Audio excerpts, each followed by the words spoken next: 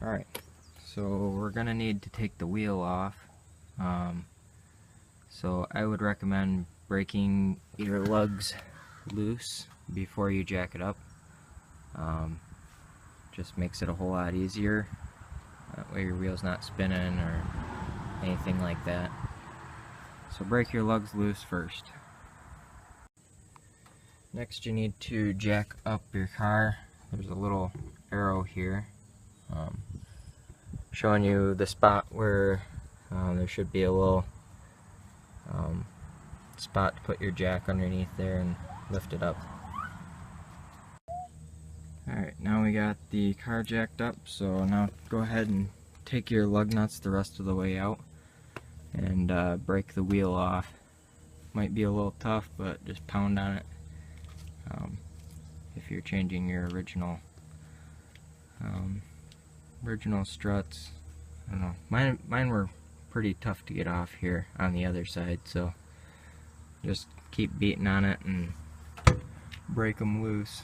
There is a little, I don't know how well you can see in here, there's a little hole that you might be able to slide something in and try to wedge it off if it comes off too hard. Alright, so I got the tire off. This is why sometimes it can be hard, is because it's got this, I don't know what you want to call it, this center that slides into the inside of the rim here. Slides into that, in there, and so you can see there's some corrosion in there. So that tends to corrode right onto that center locator, or whatever you want to call it. Just really wail on it. Beat on it side to side, wiggle it back and forth, up and down. It'll eventually pop off. So this is what we're after here, the strut. So in short, we're going to take this nut off, and down here, I'm going to take this bolt out right here. And then that thing's just gonna come right out, and we'll put the new one in like the old one came out. Alright, so we're gonna take off this guy here. That's the bottom bolt. As you can see, it looks kind of like a funky kind of head on there. Don't let it scare you. It's fine. Just put a regular 16mm socket on there. I'm using a 6-point socket. It doesn't really matter, the 16 or the 12. I like 6-point sockets because I feel like they strip out less. So put your 16mm socket on there and get to work with it. So if your bolt is as rusty as mine, because it's never been taken out since the factory, this might be a nifty little trick you might want to try. Figure this out on the other side, because I could not get it out. Put your ratchet up there onto your bolt, and then if you got a second jack, just a little one, then you can put it in there and just kind of start jacking it up and breaking her loose. Hope that helps. Alright, so now we're going to take that 16mm wrench, 16 and a 7, put the 16mm on that nut there, crank it loose until they both start to spin.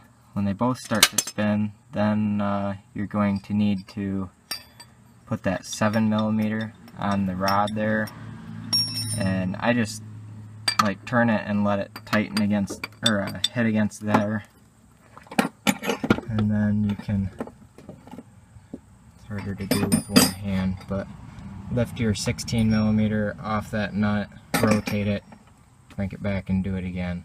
So alright, you might find this is the better way to do it here, with a 7mm socket ratchet on the top, and then you can use the turn it up like that. Alright, so you stick your new strut in here, stick your new bolt in there. Don't tighten it up all the way. First, stick your old bolt. If I can find it. My daughter's kind of tearing stuff everywhere. Stick your new bolt, or your old bolt, if they didn't give you a new one, into that hole there and start tightening that up before you crank everything down. Otherwise you probably have to loosen it up to be able to fit the holes. So, and I would put a little grease, if you're using your old stuff, put a little grease on your bolt just to help it turn in easier. Alright, so once you got everything tightened up, that's pretty much what there is to it, except for putting the wheel back on. One thing I did want to make note of real quick is to check your shock mount. As you can see, mine here is cracked, so I'll be replacing that here pretty quick. So I suppose you can look forward to a video of doing that. That'll be coming up. So, alright, before you put the wheel back on, just kind of clean the corrosion up on this thing. That'll make it easier for the next time when you need to, like, say, do your brakes or something like that. So just take like a wire brush and hit that, and then I'm gonna just put some grease on it, just a little bit. Just whatever grease you got laying around. Just put it on there and make sure stuff doesn't corrode quite so bad. And also, I like to take my lug nuts and just dip them in the grease just a little bit. Just get a little bit on there.